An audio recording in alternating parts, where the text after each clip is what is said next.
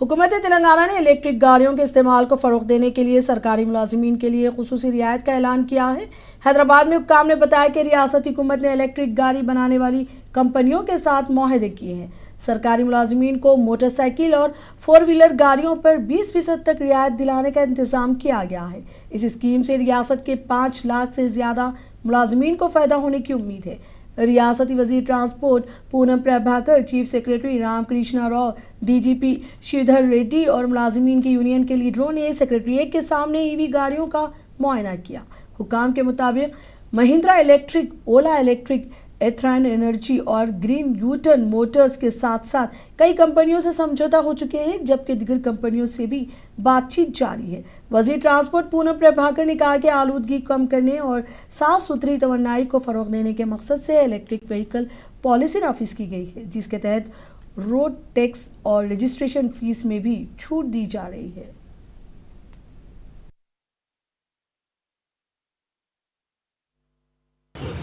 तेलंगाना प्रदेश सरकार जब हुकूमत में आने के बाद दिल्ली का हालत देख के तेलंगाना में जनता को पोल्यूशन फ्री ज़िंदगी देने के लिए हमने सोच करके एक ईवी पॉलिसी लाया है। उसके मुताबिक हर ईवी गाड़ी टैक्स एग्जेम्पशन और रजिस्ट्रेशन एग्जेम्पशन 100% लिया। उसके साथ साथ जो मैन्युफैक्चरर्स को और ईवी डीलर्स को बुला के हमने एक मीटिंग किया तेलंगाना ट्रांसपोर्टमेंट के तरफ से। उसमें हमने इंफ्रास्ट्रक्चर बढ़ाने के लिए और ईवी व्हीकल का यूटिलाइजेशन एनकरेज करने के लिए यहाँ हमने उनको गवर्नमेंट कर्मचारियों को कुछ कंसेशन सब्सिडी देने के लिए हमने रिक्वेस्ट किया है। वो लोग मान लिए और आज महिंद्रा कंपनी और बाकी 2 व्हीलर्स कंपनी यहाँ आके जो सब्सिडी देने के लिए ऐलान किया। उसी प्रोग्राम में चीफ सेक्रेटरी, डीजीपी साहब और हमारा एनजीओ के नेता लोग आके यहाँ तेलंगाना सरकार इंडिया में पहली बार एक सरकार के तरफ से प्रपोजल को मान के मैन्युफैक्चरर, ईवी मैन्युफैक्चरर के लोग कर्मचारियों को 10 से 20% सब्सिडी देने के लिए ऐलान किया। मैं धन्यवाद करना चाहता हूँ। और आज इतिहास में इंडिया में ईवी के लिए कोई कहाँ भी मजबूत पॉलिसी है और उनका एंकरेजमेंट पॉलिसी है तेलंगाना में। और ट्रांसपोर्ट डिपार्टमेंट की तरफ से पोल्यूशन कंट्रोल करने के लिए और जो ट्रांसपोर्ट व्हीकल का मालिक को यहाँ ट्रांसपोर्ट डिपार्टमेंट से हर सहूलत बगैर मैनुअल उनको सहूलत देने के लिए बहुत सारे हमने फैसला लाया। ये सब तेलंगाना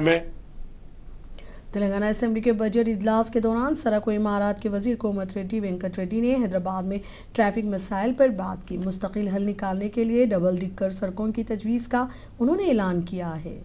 कोमत रेड्डी ने कहा कि एलबी नगर से हयात नगर और बीएचएल से मदीना गुड़ा कॉरिडोर पर डबल डिकर रोड तामीर करने का मंसूबा तैयार किया गया है, जिससे शहर में बढ़ती ट्रैफिक पर काबू पाने में मदद मिलेगी और तकरीबन 15 लाख आवाम को बेहतर सफरी सहूलत हासिल होगी। తెలంగాణ ప్రజలకు సంబంధించి రోడ్ల విషయంలో దాదాపు 13,000 కోట్లతోని హైబ్రిడ్ యాన్యుటీ మోడల్లో టెండర్లు పిలవడం జరిగింది। టోటల్ 34 ప్యాకేజెస్ లో 24 ప్యాకేజ్ టెండర్లు కూడా ఓపెన్ చేసి టెక్నికల్ ప్రాసెస్ నడుస్తున్నది। ఇంకో 10 ప్యాకేజ్ నెక్స్ట్ వీక్ టెండర్స్ ఉన్నాయి। దీంతో దాదాపు 6,000 పైన కిలోమీటర్స్ ని ఉన్న రోడ్లను సెంటరింగ్ చేయడం, కొన్ని డబల్ రోడ్లుగా చేయడం, కొన్ని 4 లేన్గా చేయడంతో రాష్ట్ర రోడ్లన్నీ కూడా ఒక ఎక్కడ లేని విధంగా, ఏ స్టేట్లో లేని విధంగా ఇవాళ రోడ్లను అభివృద్ధి చేసే కార్యక్రమం తీసుకున్నాం। దాంతోపాటు పంచాయతీరాజ్ మా సీతక్క గారి हैदराबाद के मुशीराबाद हल्के में सड़कों की खस्ताहाली और ट्रैफिक मसाइल पर बीआरएस एमएलए एम गोपाल ने शदीद नाराज़गी जाहिर की। उन्होंने ऐवान में कहा कि मुशीराबाद असेंबली हल्के में कई सड़कें खस्ताहाल हो चुकी हैं, जिसकी वजह से आवाम को रोज़ाना मुश्किलात का सामना करना पड़ रहा है। आरटीसी क्रॉस रोड्स के इलाके में शदीद ट्रैफिक मसाइल पैदा हो रहे हैं, जबकि सुंदरिया पार्क के करीब सड़कें मुकम्मल तौर पर टूट फूट का शिकार है। ताहम मुताल्लिक़ा हुक्काम इस जानिब तवज्जो नहीं दे रहे हैं।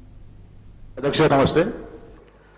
అధ్యక్ష, మా ముషిరాబాద్ కాన్స్టిట్యున్సీలో రోడ్లు పూర్తిగా అధ్వానంగా తయారైన అధ్యక్ష, ఏదైతే రామ్నగర్ కానీ, గంగాపుత్ర కాలనీ కానీ, పద్మా కాలనీ, చిక్కడపల్లి ఇలాంటి ప్రముఖమైన రోడ్లలో కూడా ఏరియాలో ఎటు చూసినా కానీ చెత్త కూడా తయారైనాయి.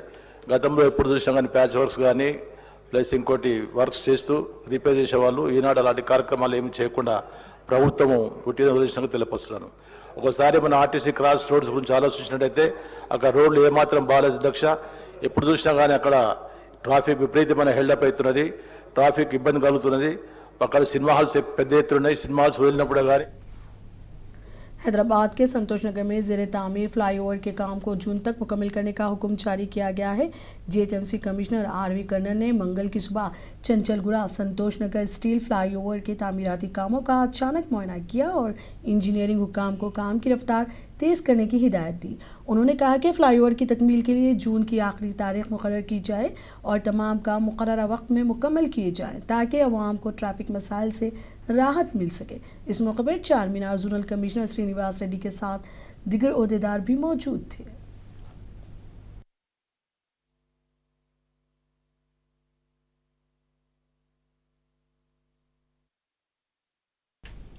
तेलंगाना में कांग्रेस के सीनियर लीडर टी जीवन रेड्डी किसी सूरत पार्टी छोड़ने के लिए तैयार हैं।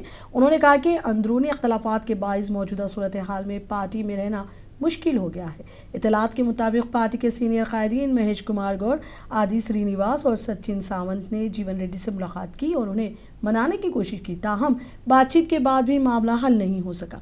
मीडिया से गुफ्तगू करते हुए जीवन रेड्डी ने कहा कि सियासत मुखालिफिन के खिलाफ होनी चाहिए, लेकिन अगर वो पार्टी में रहते हैं तो उन्हें अपने ही कैंप के अंदर लड़ना पड़ेगा। उन्होंने कहा कि इस मसले का कोई हल नज़र नहीं आ रहा, इसीलिए वो पार्टी छोड़ने पर गौर कर रहे हैं। उन्होंने ऐलान किया कि वो 4 जुम्मे की सुबह अपने आइंदा सियासी फैसले के बारे में वाज़ेह बयान जारी करेंगे।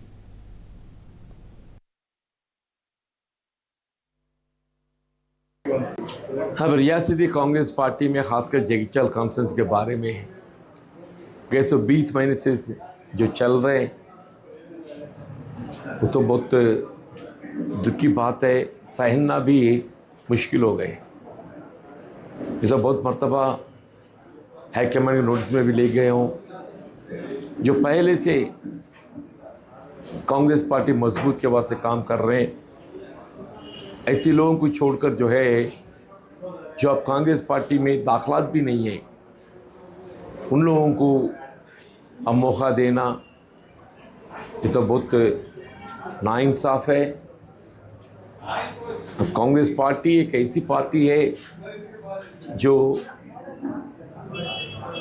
एक उसूल के मुताबिक चलने वाली पार्टी कांग्रेस पार्टी बल्कि समझते हैं। मैं तो मेरी 40 साल की सियासी ज़िंदगी में कांग्रेस पार्टी की मजबूत कराने के वास्ते, मजबूत के वास्ते हमारे जैसे लोगों को जो है आज बाजू रखकर जो कांग्रेस पार्टी से ताल्लुकात ही नहीं और जो कांग्रेस पार्टी के मुखाफलत काम करे थे वालों को आज कांग्रेस पार्टी में लेकर जो है अब उन लोगों की बात से चल रहे बोले तो रियासती वज़ीर पी श्रीनिवास रेड्डी ने कहा कि कानून साज कौंसिल में बात करते हुए कहा कि रियासत भर के 413 देहातों में सर्वे नहीं किया गया है, जिसकी वजह से ज़मीन के मालिक अफराद और किसानों को कई परेशानियों का सामना करना पड़ रहा है। उन्होंने कहा कि अवामी हुकूमत के क़याम के बाद ज़मीन का सर्वे करने का फ़ैसला किया गया ताकि इसके ज़रिए बहुत से मसाइल का मुस्तकिल हल फराहम किया जा सके। इस मकसद के तहत हुकूमत ने पायलट प्रोजेक्ट के ज़रिए 5 गाँवों का इंतखाब किया और ज़मीन का सर्वे मुकम्मल किया। इसी तरह भू भारती एक्ट के दिफात के मुताबिक भू आधार कार्ड फराहम किए गए। रियासत के बाकी 408 देहातों में भी सर्वे भी तकरीबन मुकम्मल हो चुका है। आइंदा चंद दिनों में हुकूमत रियासत के 32 अजला के हर ज़िले में 70 गाँव की निशानदेही करते हुए सर्वे मुकम्मल करेगी और भू आधार कार्ड भी फराहम किए जाएंगे। ఈ సర్వేకి సంబంధించిన దాంట్లో పైలట్ గా రాష్ట్ర వ్యాప్తంగా 5 గ్రామాలు ఇప్పటికే సర్వే చేసి ఏవైతే 413 గ్రామాలు రాష్ట్రంలో సర్వే చేయని గ్రామాలు కొన్ని దశాబ్దాల నుంచి పెండింగ్ ఉన్నాయి అధ్యక్ష। ఈ 413 గ్రామాలకు సంబంధించిన దాంట్లో 4 రెవెన్యూ గ్రామాలను సర్వే చేసి ఇప్పటికే ఎవరైతే పొజిషన్ లో ఉన్నారో ఆ పొజిషన్ లో వారికి భూభారతిలో పెట్టిన విధంగా ప్రతి మనిషికి ఆధార్ ఎలా ఉందో భూధార్ ఇస్తామని చెప్పిన మాట ज़िला महबूबनगर में आज़मीन हज के लिए 3 रोज़ा वैक्सीनेशन प्रोग्राम का आगाज़ किया गया। रियासती महकमा अक़लियती बहबूद और रियासती हज कमेटी की हिदायत पर महबूबनगर हज कमेटी की निगरानी में ये प्रोग्राम मुनक़िद हुआ। सरकारी दवाखाने के अहाते में ये नज़म किया गया है। प्रोग्राम का इफ्तिताह शहर के मेयर ममता ने किया। हुक्काम के मुताबिक ज़िला के तकरीबन 180 आज़मीन हज को 3 दिन के दौरान मरहलावार वैक्सीन दी जा रही है। पहले दिन 60 आज़मीन को टीका लगाया गया, जबकि बाकी अफराद को आइंदा 2 दिनों में वैक्सीन दी जाएगी। इस मौके पर आज़मीन हज का तिबी मुआयना भी किया गया और डॉक्टरों ने सेहत से मुतालिक ज़रूरी हिदायत दी। हज कमेटी के ज़िम्मेदारान ने कहा कि जो आज़मीन मुकर्ररा वक्त पर वैक्सीन नहीं ले सकेंगे, उनके लिए बाद में खुसूसी कैंप का इंतज़ाम भी किया जाएगा। प्रोग्राम में हज कमेटी के अहदेदारान, मेडिकल डिपार्टमेंट के अफसरान और बड़ी तादाद में आज़मीन हज मौजूद थे। अस्सलाम वालेकुम रहमतुल्लाहि व बरकातुहू। महबूबनगर हज सोसाइटी की जानिब से अल्हम्दुलिल्लाह मेडिकल टीके का इंतज़ाम किया गया था। अल्हम्दुलिल्लाह टोटली महबूबनगर टोटल हाजी 180 हाजी है। रोज़ाना 60 हाजियों को बुलाकर टीके का और फिटनेस सर्टिफिकेट वगैरह अल्हम्दुलिल्लाह काम चल रहा है ये, और ये 3 दिन तक कैंप रहेगा इंशाअल्लाह। और 3 दिन हमारे सुपरिटेंडेंट साहब पूरे स्टाफ को यहाँ पे एक अलग हब में इंतज़ाम किए हैं टीकों का, वैक्सीन का वगैरह पूरा। और सुपरिटेंडेंट आप सब उनका शुक्रिया और पूरे स्टाफ का शुक्रिया अदा करते हैं। हाँ, ये वैक्सीनेशन लेने के बाद एक बुकलेट दी जाएंगी, उसके साथ साथ क्या ऑनलाइन सबमिट कर रहा है और ऑनलाइन पूरा सिस्टम पे फिट करके दे रहे हैं। आज हज सोसाइटी महबूबनगर की जानिब से मेडिकल कैंप और वैक्सीनेशन कैंप रखा गया है।